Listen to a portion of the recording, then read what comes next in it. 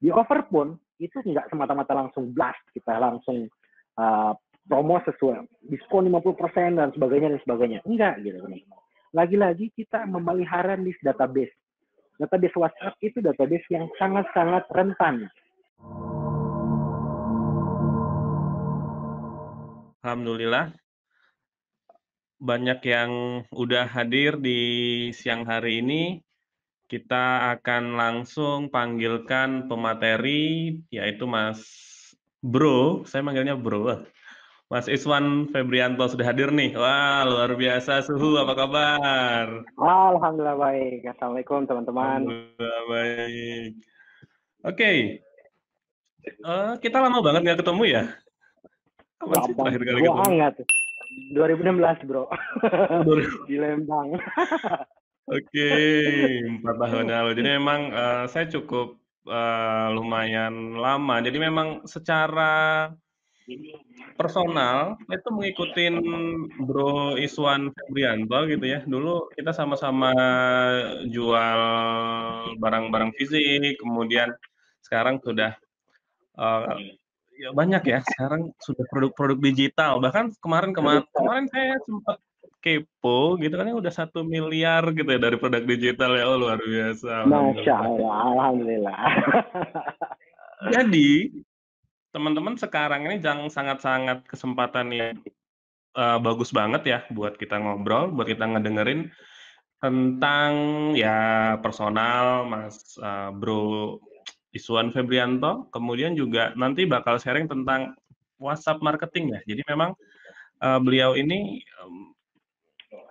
orang mastah-mastah mainan email lah. Beliau ini sudah email plus WhatsApp gitu ya. Jadi sangat cocok sekali buat market Indo dan memang jadi siang ini kita akan mengulik ilmunya, kita minta berbagi.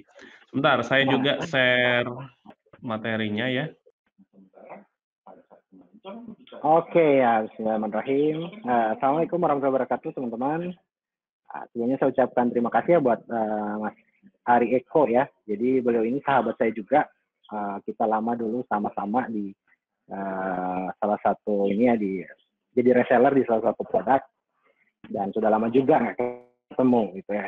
Ketemunya pas di live ini. Oke, saya untuk menyapa dulu beberapa orang.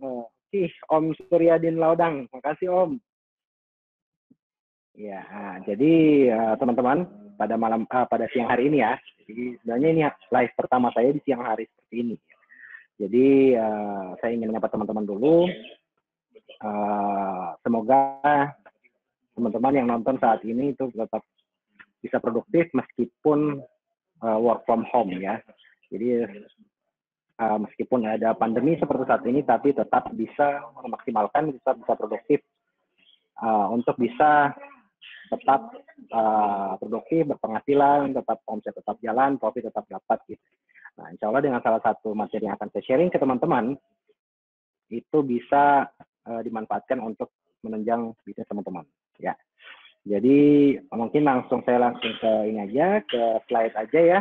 Jadi mungkin ya, oke, sip. Jadi slide ini saya namakan WhatsApp Super Simple ya. Jadi karena juga apa yang akan teman-teman lakukan juga insya Allah juga bisa simple memanfaatkan WhatsApp sebagai kanal promosi teman-teman, sebagai kanal untuk bisa meningkatkan penjualan teman-teman agar lebih ini ya, jadi lebih bisa signifikan lagi. Jadi saya kasih judul WhatsApp Super Simple. Nah, saya ingin kenalan dulu ke teman-teman ya. Jadi nama saya Iswan Febrianto, ya. Saya founder dari Gamaster Visa. Jadi Gamaster Visa ini salah satu perusahaan yang saya dirikan bersama 2 orang teman saya, bergerak di bidang jasa digital advertising dan juga web development dan aplikasi development. Yang berikut ada Klik Digital Indonesia, dan ini yang mungkin yang sering teman-teman dapatkan. Gitu. Jadi kalau teman-teman ada yang sering dapat email dari saya ataupun mungkin sering WhatsApp atau misalnya dapat notifikasi WhatsApp dari Klik Digital Indonesia, ya, saya ucapkan terima kasih sudah subscribe ya teman-teman. Dan kemudian juga salah satu produk dari Klik Digital adalah WBS Pro ya. Jadi tools ini juga tools WhatsApp ya untuk tools pendukung untuk aktivitas WhatsApp marketing teman-teman. Teman-teman bisa follow saya atau add friend saya di Facebook saya di Iswan FS ya. Jadi foto profilnya sama dengan foto yang ada di layar ini. Kebetulan masih ada, kemarin saya banyak banget nge-unfriend teman-teman yang sudah tidak aktif. Jadi kita bisa berteman lagi kalau misalnya teman-teman bisa add friend saya. Atau di Instagram saya di @saleh gitu. Nah, kalau misalnya mau konsul juga bisa ke email saya atau ke WhatsApp yang sudah ada di info di slide ini. Nah, biar nggak lama-lama karena teman-teman di Gorontalo itu udah jam 3 ya, jadi ntar lagi masuk asar, kita bisa lebih ini lagi. Jadi yang pertama yang harus teman-teman siapkan adalah WhatsApp bisnis ya. Jadi sebenarnya bagi sebagian orang tidak mewajibkan teman-teman, tidak mewajibkan Anda untuk menggunakan WhatsApp bisnis. Namun kalau saya pribadi, saya mewajibkan teman-teman, menyarankan teman-teman ketika ingin memulai aktivitas WhatsApp marketing itu menggunakan WhatsApp bisnis. Nah, kenapa seperti itu dan sebenarnya apa perbedaan dari WhatsApp bisnis dan WhatsApp personal modelnya? Nah, saya akan coba kasih lihat ya fitur-fitur apa sih sebenarnya yang ada di WhatsApp bisnis. Nah, teman-teman bisa lihat di slide saat ini. Jadi di WhatsApp bisnis salah satu keuntungannya adalah ada bisnis profile atau bisnis setting. Jadi kita bisa membuat profile WhatsApp kita itu sesuai dengan nama bisnis kita. Jadi, nah di sini ada business name. Nah keuntungan dari business name ini teman-teman, kalau misalnya teman-teman pakai WhatsApp bisnis, jadi ketika Anda mengirim pesan ke seseorang, ya mengirim pesan WhatsApp ke seseorang, kemudian orang tersebut tidak menyimpan nomor Anda, ya jika Anda mengirim pesan ke seseorang, kemudian orang tersebut tidak menyimpan nomor Anda, kalau Anda menggunakan WhatsApp personal, maka notifikasi yang muncul di handphonenya itu hanya nomornya saja, nomor kita, ya, nomor kita sebagai pengirim. Tapi kalau kita menggunakan WhatsApp bisnis, ketika kita mengirim pesan ke orang lain dan kemudian orang tersebut tidak menyimpan nomor kita, di notifikasi handphone mereka yang muncul adalah nama bisnis kita. Jadi ketika mereka melihat notif, yang muncul adalah, kalau dalam hal ini ya Klik Digital Indonesia. Jadi, meskipun saat mereka membuka pesan tersebut, yang muncul di atasnya itu nomor pribadi, gitu, bukan bukan nama bisnis kita. Ya, mungkin kalau misalnya kita sudah ada verified dari WhatsApp, ada centang hijau, mungkin bisa seperti itu. Nah, yang berikut juga fitur yang baik dari WhatsApp bisnis ini adalah kita bisa kita bisa menentukan jam pelayanan kita gitu. Jadi next Mas Hari, nah di jam pelayanan kita bisa membuat sebuah schedule bahwa jam pelayanan dari WhatsApp tersebut bisa kita atur gitu dari Senin sampai Minggu dari jam berapa sampai jam berapa. Nah fungsi dari pengaturan jam pelayanan ini seperti apa? Jadi ada juga fitur away message. Di WhatsApp bisnis ada fitur away message atau pesan ketika kita tidak sedang aktif. Nah, ketika kita mengaktifkan tersebut fitur ini dan kemudian kita mengatur bahwa pesan yang akan tersampaikan ini ketika kita berada di luar jam operasional. Nah, teman-teman akan berbeda rasanya ya. Jadi fungsi dari fitur ini adalah ketika kita mengirimkan sebuah promosi ke orang-orang atau ke list database kita, ketika kita melakukan broadcast atau pesan siaran misalnya, atau kita chatting satu persatu mereka, menawarkan promosi ataupun edukasi yang kita sampaikan, lalu mungkin bisa jadi saat itu orang tersebut tidak merespon pesan kita. Namun, mereka merespon mungkin tengah malam saat kita sudah off, sudah tidak fokus lagi ke promosi dan sebagainya, mereka baru membalasnya. Nah, ketika kita tidak memanfaatkan fitur away message ini, ya maka otomatis ketika mereka menjawab pesan kita, itu tidak ada respon apa-apa dari kita. Yang akan terpikirkan di mereka adalah, ini orang ngirim promosi, ngirim penawaran, ketika saya tertarik, saya nanya, dia nggak jawab. Nah, padahal dia nggak tahu, kita saat itu sudah offline. Nah, akan terbantu ketika misalnya away message ini aktif, jadi saat berada di luar jam kerja, orang tersebut membalas, kemudian kita WhatsApp bisnis kita otomatis ngasih info ke mereka, halo saat ini jam pelayanannya sudah off, saya akan membalas pesan Anda besok. Nah, akan berbeda psikologis mereka ketika mendapatkan respon.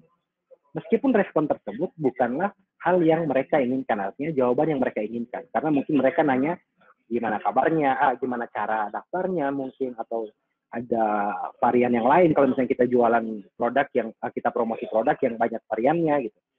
Tapi dengan cara itu mereka tahu, oh iya saat ini dia udah nggak aktif, mungkin dia akan menjawabnya besok. Ada informasi tersampaikan ke mereka dan ini bisa merubah psikologi orang tersebut dibandingkan nggak ada pesan respon apa-apa. Itu kalau kelebihan pertama ketika kita mengaktifkan OA message ini. Nah yang berikut ada greeting message juga. Jadi greeting message ini juga berfungsi untuk bisa merespon segera orang-orang yang chatting ke kita. Misalnya seperti ini, kita sedang beriklan. Contoh misalnya kita sedang beriklan entah dari Facebook ataupun Google ataupun landing page kita promosikan. Kemudian ada leads yang datang masuk ke kita melalui WhatsApp karena mungkin CTA-nya atau mungkin ending dari orderannya itu ke WhatsApp atau misalnya orang mau konsul dulu ke WhatsApp. Nah, saat itu kita sedang menghandle pertanyaan dari customer lain. Bayangin misalnya kita saat itu menghandle misalnya ada 50 atau 100 customer. Nah, orang-orang yang chatting ke kita, itu kalau misalnya kita lama responnya, mungkin mereka udah hilang gitu, udah pergi. Namun, kalau dengan greeting message ini, kita bisa menginformasikan ke mereka bahwa mohon menunggu, saya lagi menghandle customer lain. Segera akan saya jawab pesan Anda. Jadi kita tinggal mengatur pesan yang OA message dan greeting message ini sesuai dengan kebutuhan kita. Modelnya seperti itu. Nah, selanjutnya adalah fitur quick replace. Jadi kita bisa membuat sebuah template yang misalnya jawabannya standar gitu. Nah, teman-teman bisa bayangkan kalau misalnya dari sekitar 100-an orang yang chatting kemudian nanya pertanyaan yang sama. Bisa gempor CS Anda untuk atau Anda sendiri itu untuk membalas jawaban yang sama juga. Nah, kita bisa membuat sebuah quick replace atau kalau misalnya zaman BBM itu ada auto text ya. Jadi di WhatsApp bisnis juga ada hal seperti itu. Jadi kita bisa menggunakannya. Nah, yang paling powerful adalah fitur labeling. Jadi kita bisa mengklasifikasikan chattingan yang masuk sesuai dengan funnel. Ya, kalau misalnya teman-teman sudah pernah mempelajari temperatur market ya, jadi ada yang cold, ada yang warm, dan ada yang hot. Nah, kita bisa mengklasifikasikan chattingan, leads yang masuk ke WhatsApp kita sesuai dengan temperatur tersebut. Kalau misalnya di dalam contoh ini salah satu akun WhatsApp bisnis saya, jadi saya membuat 4 labeling. Gitu. Jadi funnel pertama itu yang orang hanya tanya-tanya doang gitu ya modelnya. Nah, itu ada chattingan yang masuk. Kemudian yang kedua itu sudah mulai ke bertanya tentang produk saya gitu.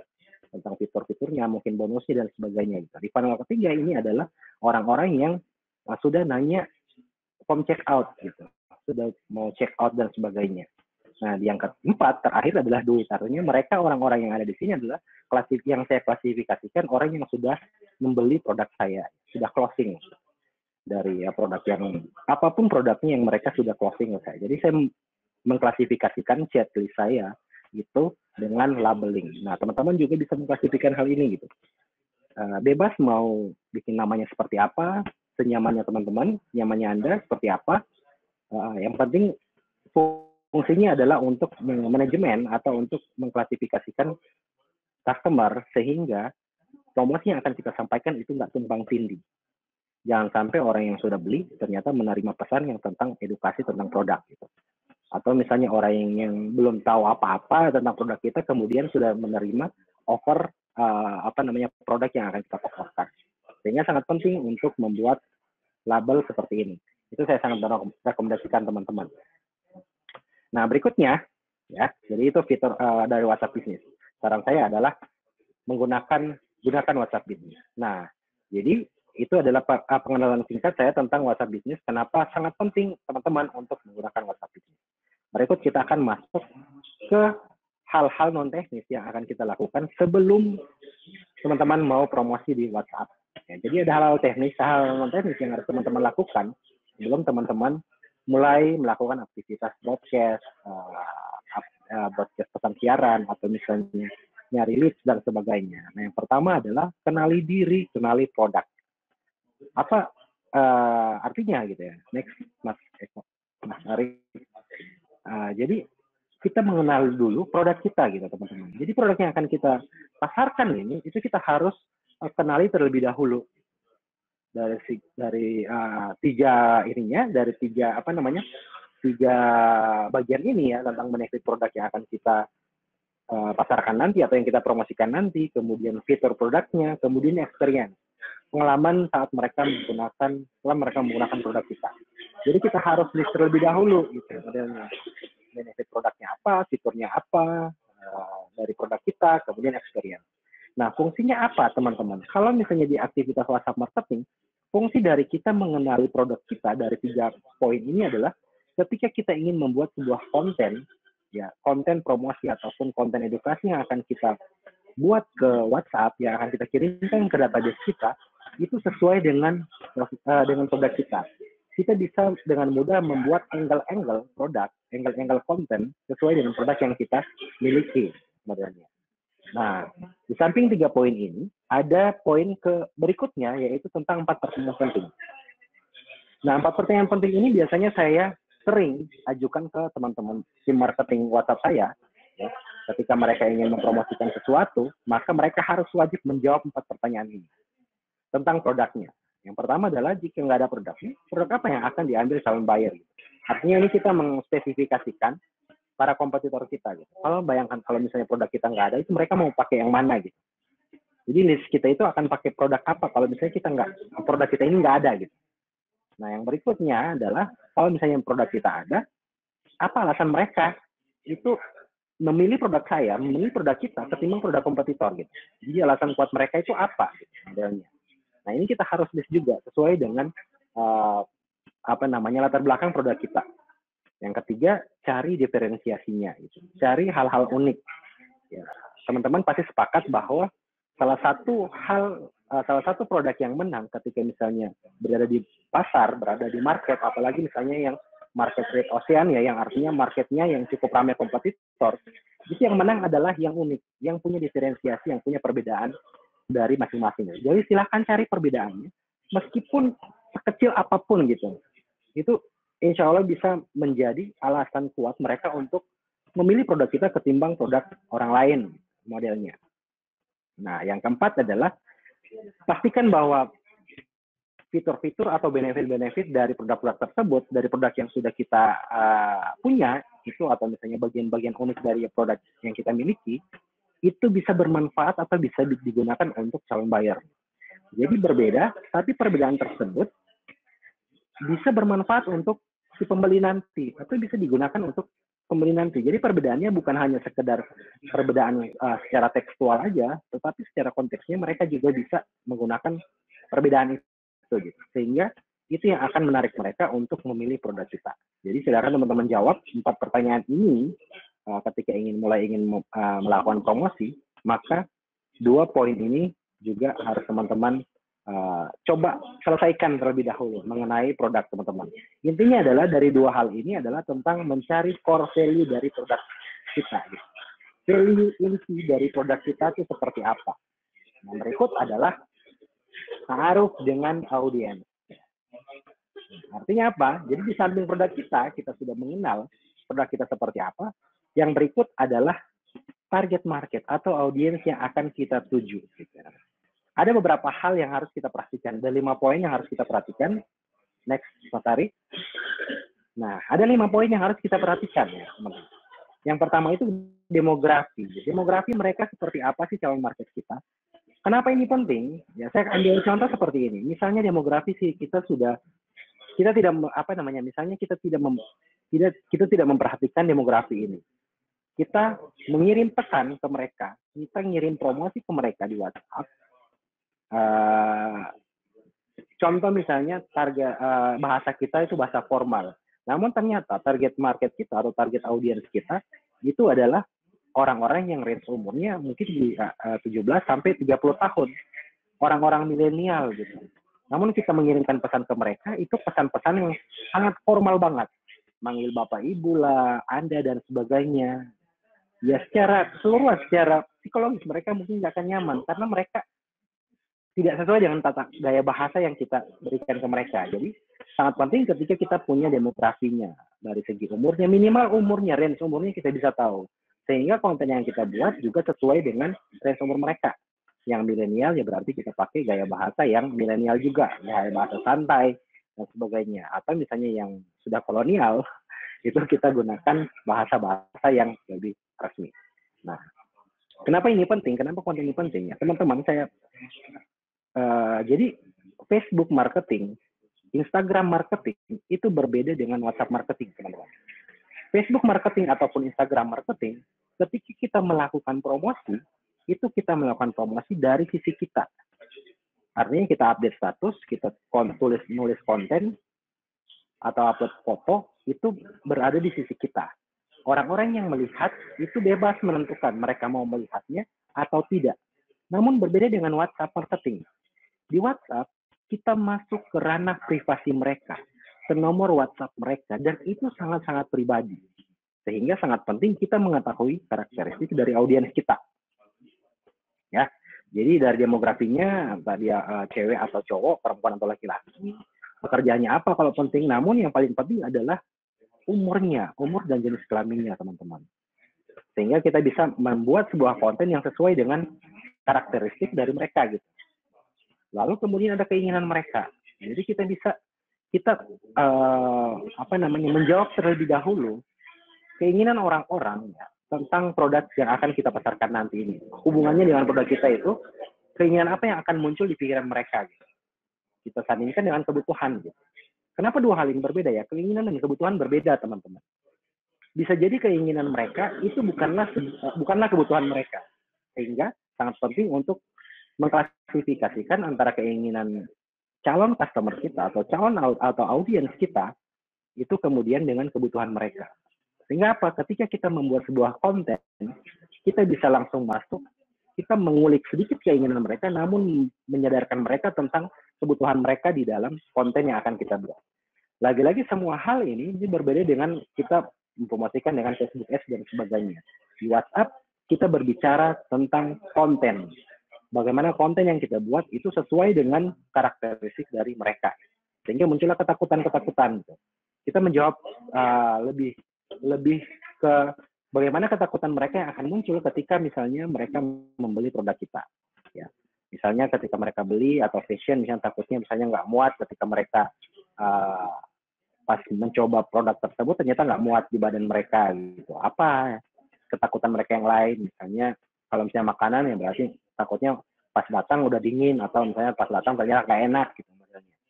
Nah itu kita jawab ketakutan mereka di solusi yang akan kita berikan. Nah solusi apa sih kalau misalnya nanti ketakutan yang muncul adalah ketika mereka nyoba produk fashion misalnya gamis yang mereka beli ternyata nggak muat. Solusi apa yang akan kita berikan? Jadi ini selesai dulu, teman-teman harus menyelesaikan dulu, membreakdown ya audiens yang akan teman-teman tuju nanti saat promosi di WhatsApp. Nah, cara tercepat kalau saya adalah saya mengambil sebuah ini ya di audiens tadi. Jadi saya mengambil salah satu sampel, salah satu customer yang loyal gitu, yang ininya dia loyal, kemudian dia juga sudah beli produk saya itu saya profiling si orang ini dan kemudian saya jadikan sampel untuk penyusunan konten gitu. Modelnya seperti itu. Nah, itu cara tercepat kalau misalnya teman-teman tidak mau ribet gitu. Kalau sudah punya customer, kalau belum ya berarti harus tetap menyesuaikan dengan apa yang ada saat ini. Nah, berikutnya adalah baru kita cara mengelola list database. Jadi, teman-teman, di WhatsApp itu sangat privasi ya, seperti yang saya katakan tadi, bahwa kita masuk ke ranah privasi mereka. Sehingga sangat penting untuk mengelola list ini. Gitu. Artinya list tersebut adalah list database yang benar-benar milik kita. Artinya orang-orang yang nomor WhatsApp-nya ada di kita, itu benar-benar orang-orang yang sudah sadar memberikan nomor kontak mereka ke kita. Jadi jangan ngepam, jangan beli database, jangan nge-scrap dan sebagainya, namun datanya kita cari jadi pastikan mereka memberikan data tersebut secara sukarela. Nah, itu disclaimer-nya ya teman-teman. Database di sini adalah database yang benar-benar sesuai dengan sudah didapatkan secara legal gitu. Nah, ada funneling yang kita buat gitu ya. Kalau di WhatsApp marketing itu hanya dibagi 3, teman-teman. Poin pertama adalah interaksi, edukasinya di knowledge ya, kalau misalnya di customer di leads sales funnel ya, kalau misalnya di leads prospek customer dan duit, itu ada tiga fase yang harus kita ini kalau misalnya di dalam WhatsApp marketing. Yang pertama tentang interaksi, kemudian edukasi, terakhir offer gitu modelnya. Jadi bukan tentang tentang offer melulu gitu, tentang broadcast siaran melulu, tentang promosi melulu, tapi ada beberapa poin gitu. Nah, di awal adalah interaksi. Nah, seperti apa sih interaksi itu? Saya akan coba jelaskan satu persatu gitu ya. Nah, di sisi interaksi itu kita menciptakan interaksi intens ya. Interaksi intens artinya kita mencari kedekatan dengan mereka melalui WhatsApp. Kita berinteraksi, ngobrol dengan mereka, nanya kabar, gimana bisnisnya dan semacamnya gitu. Jadi belum ada tentang ngirim konten-konten panjang lah, ngirim promosi dan sebagainya, belum ada gitu ya. Di sisi awal adalah bagaimana mereka nyaman berinteraksi dengan kita melalui WhatsApp. Karena tadi saya katakan bahwa kita masuk ke ranah privasi mereka, teman-teman. Karena pesan tersebut tidak akan terlihat oleh orang lain, gitu. Hanya dia sendiri gitu. Sehingga sangat penting untuk kita mendapatkan kenyamanan dulu gitu. Bagaimana mereka bisa nyaman berinteraksi dengan kita di WhatsApp. Nah, sehingga kita bisa save nomor mereka pun bisa nge-save nomor kita. Kenapa? Karena kita menciptakan kedekatan dengan mereka di interaksi tadi. Jadi sangat penting lah, tadi kan saya katakan bahwa penting sekali mengenal karakteristik dari audiens kita. Kalau kita ingin cari kedekatan ya SKSD lah istilahnya ya. Kalau kita SKSD dengan orang-orang milenial ya berarti kita bahasanya juga sesuai bahasa mereka gitu. Cara bicara, cara gaya bahasanya juga kita sesuaikan gitu. Dengan orang-orang yang sudah kolonial, yang udah 30 tahun ke atas atau 40 tahun ke atas, ya kita berinteraksi dengan mereka juga dengan formal gitu modelnya. Sehingga saya katakan tadi sangat penting untuk mengenali audiens kita. Nah, itu yang pertama tentang berinteraksi secara intens dengan data audiens kita. Yang berikut adalah tentang edukasi. Nah, posisi kedua, bagaimana kita mengedukasi mereka dengan cara mungkin broadcast siaran ya, pesan siaran yang kita lakukan ke mereka itu tentang konten-konten edukasi. Nah, saya membaginya 3 step ya teman-teman. Kalau misalnya ketika saya mengirimkan membangun awareness ke mereka, itu saya bikin 3 step konten. Step pertama itu di konten tersebut saya menyajikan masalah secara umum, kemudian solusinya juga secara umum. Lalu kemudian saya tampilkan lagi masalah. Gitu. Ini kenapa saya gantung mereka dengan masalah sehingga terjadi juga tetap ada interaksinya. Mereka nanya, mereka berinteraksi dengan kita di WhatsApp dan sebagainya. Nah, besoknya atau 2 hari kemudian saya mengirimkan pesan broadcast kedua tentang solusi dari masalah pertama tadi, step pertama tadi. Solusinya kemudian saya munculkan lagi masalah gitu. Di terakhir baru solusinya adalah tentang produk kita gitu. Tentang produk kita bersamaan dengan offer yang akan kita berikan gitu, modelnya. Jadi 3 step ini silakan bisa teman-teman explore sendiri seperti apa nanti pola yang akan teman-teman mainkan. Namun yang jelas offer atau solusi dari mention atau menyebutkan produk kita itu berada di akhir gitu.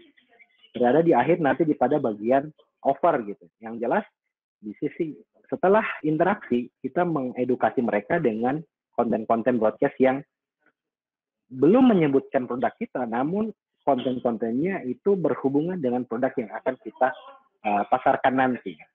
Nah, yang di terakhir baru ada offer, teman-teman. Di offer pun itu nggak semata-mata langsung blast, kita langsung promo sesuai diskon 50% dan sebagainya. Enggak gitu, teman-teman. Lagi-lagi kita memelihara list database. Database WhatsApp itu database yang sangat-sangat rentan. Kenapa sangat rentan? Rentan ketika mereka nggak nyaman, mereka langsung blokir kita, udah selesai. Paling serem ketika mereka nge-report kita jadi ke sisi WhatsApp yang berpotensi memblokir WhatsApp kita gitu. Pihak WhatsApp memblokir nomor akun kita.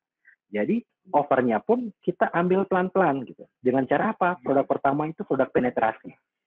Produk yang sangat murah atau yang sangat kecil nilainya dan mudah mereka jangkau.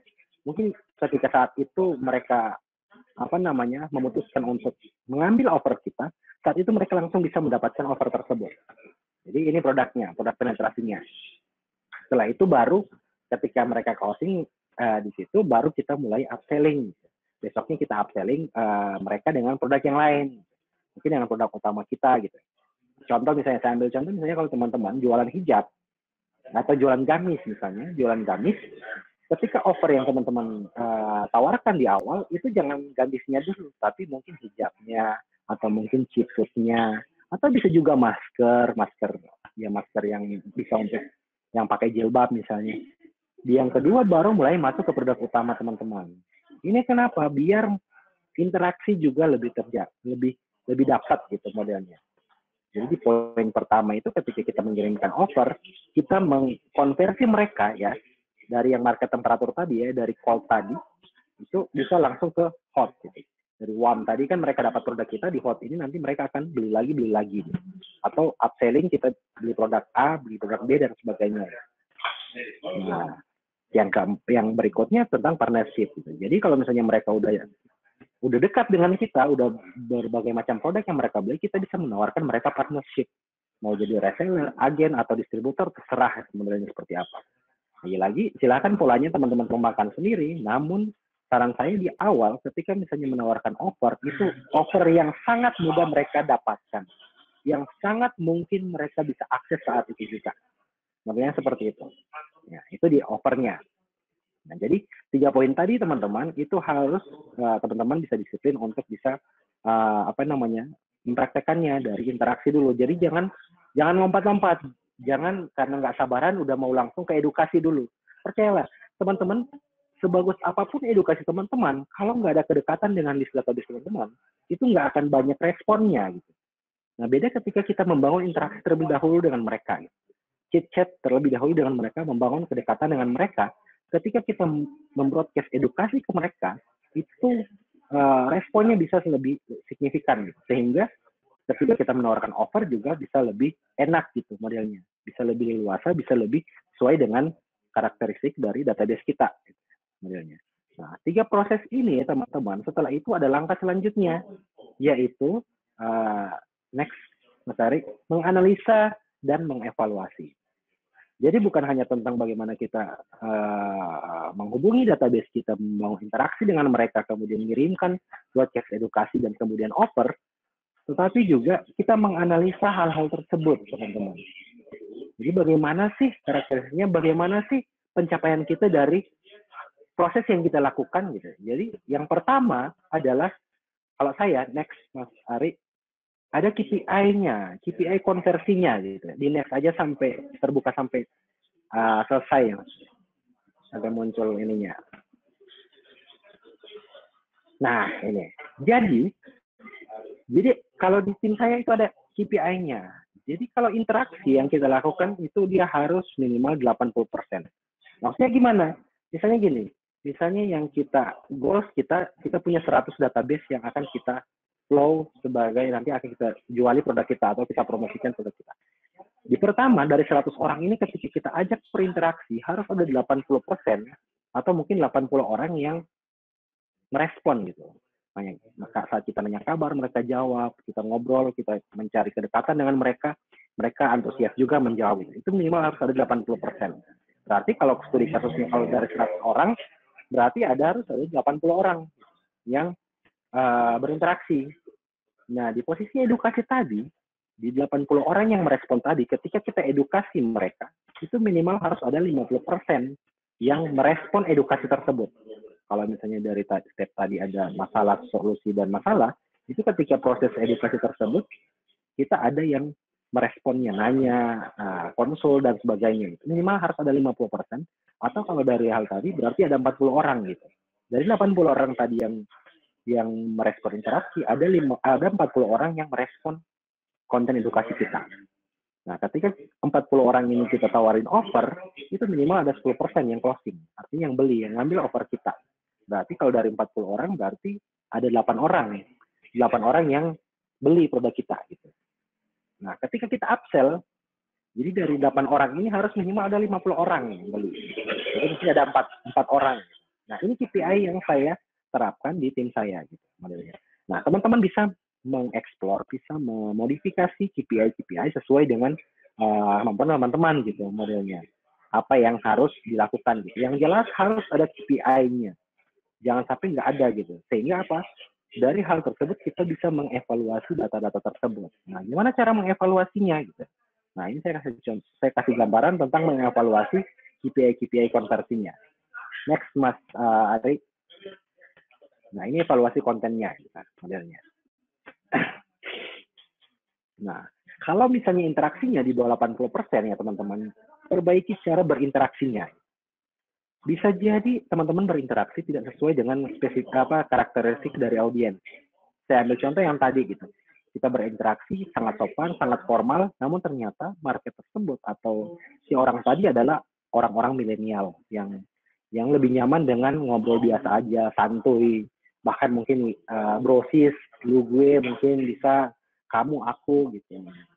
Atau juga sebaliknya gitu. Teman-teman pakai cara pendekatannya dengan cara kamu aku, lu gue, atau brosis, tapi ternyata ini adalah kaum kolonial gitu. Kaum yang misalnya umurnya 40 tahun ke atas, ya berarti kan kita harus sesuaikan pakai bapak atau ibu Anda dan sebagainya. Jadi perbaiki cara berinteraksinya. Kalau KPI-nya dibawa dari yang kita kita targetkan. Dalam hal ini kalau di saya di bawah 80%, perbaiki cara berinteraksinya. Nah, ketika di edukasi juga seperti itu. Kalau misalnya di bawah 50%, kita perbaiki cara atau copywriting atau konten dari edukasi yang kita berikan gitu. Bisa jadi nggak sesuai gitu. Nah, ini berhubungan juga dengan audiens gitu. Artinya tidak sesuai bukan berarti salah, teman-teman. Bukan berarti tidak menarik gitu. Bisa jadi hal tersebut tidak menarik di range umur atau range karakteristik dari audiens tertentu gitu. Saya ambil contoh seperti ini. Misalnya, teman-teman punya data misalnya yang range umurnya dari dari 17 tahun atau dari 18 tahun misalnya sampai 25 tahun.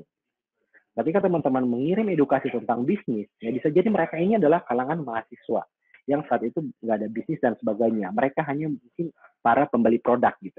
Tapi Anda mengedukasi mereka dengan pendekatan bisnis yang nggak masuk gitu modelnya. Jadi sangat penting untuk merubah cara edukasi kita dan audiens kita kalau misalnya di bawah 50% edukasinya. Nah, di offer juga seperti itu. Kalau misalnya di bawah 10%, ya kita perbaiki copywriting promosinya. Bisa jadi promosinya nggak kuat, ya. Nggak kuat untuk mengajak mereka untuk mengambil offer yang kita kasih gitu modelnya. Atau misalnya CTA kita mungkin nggak kuat gitu. Mereka nggak punya alasan kuat untuk kenapa sih saya harus ngambil offer ini gitu. Jadi kita perbaiki copywritingnya, ya bisa mungkin kita tambahkan dengan scarcity modelnya gitu. Ya, dengan trigger-trigger yang lain yang bisa Anda ini. Yang jelas adalah semuanya harus kita evaluasi. Nah, yang terakhir ketika nggak repeat order yang misalnya di bawah dari 50%, ya maka kita cek lagi produknya. Mungkin bisa jadi bukan produknya yang jelek, tapi produknya yang nggak sesuai dengan market tersebut gitu. Ya paling ekstrimnya adalah yang mereka beli, nah, misalnya mungkin beli jilbab, ternyata jilbab tersebut mau dipakai oleh anak SMA, namun model jilbabnya adalah model untuk ibu-ibu. Ya jelas sih mereka nggak akan repeat order lah modelnya seperti itu. Atau check after sales kita. Artinya after sales kita bagus nggak? Ketika mereka nanya lagi, CS kita merespon mereka lagi nggak? Responnya cepat nggak? Bahasanya sopan nggak? Bahasanya sesuai nggak dengan karakteristik mereka? Nah, ini juga yang menyebabkan mereka nggak jadi repeat order. Sehingga flow ini adalah cara kita mengevaluasi konten yang sudah kita kirim ke mereka dengan 3 flow tadi, interaksi, edukasi, dan kemudian offer. Kita harus punya data yang akan kita lakukan untuk mengevaluasi. Sehingga kita hanya bukan sekedar capek promosi saja, kemudian kita nggak tahu di mana letak kesalahan kita ketika promosi kita itu tidak menghasilkan. Kita nggak bisa mengevaluasinya karena kita nggak tahu datanya. Nah, seperti itu. Yang terakhir, teman-teman, yang terakhir ilmu ini ya. Jadi teman-teman last but not least-nya. Jadi terakhir adalah sharing yang saya sampaikan hari ini adalah teman-teman pelajari kemudian praktekkan. Nah ini sebenarnya 4 poin ini yang sering saya saya sampaikan di setiap akhir sesi ketika saya sharing dimanapun itu, baik online maupun offline. Di akhir sesi saya selalu sharing tentang 4 hal ini. Saya selalu menyebutkan tentang 4 hal ini. Pelajari, kemudian praktekkan, lalu evaluasi. Terakhir baru kita berdoa. Siklusnya seperti itu. Setelah berdoa kita mempelajari lagi sesuatu, kita praktekkan, kita evaluasi. Mungkin seperti itu Mas Ari sharing saya pada hari ini. Mungkin akan ada sesi tanya jawab. Ya silahkan gitu modelnya seperti apa. Terima kasih teman-teman. Saya kembalikan ke Mas Ari sebagai yang punya rumahnya. Assalamualaikum warahmatullahi wabarakatuh.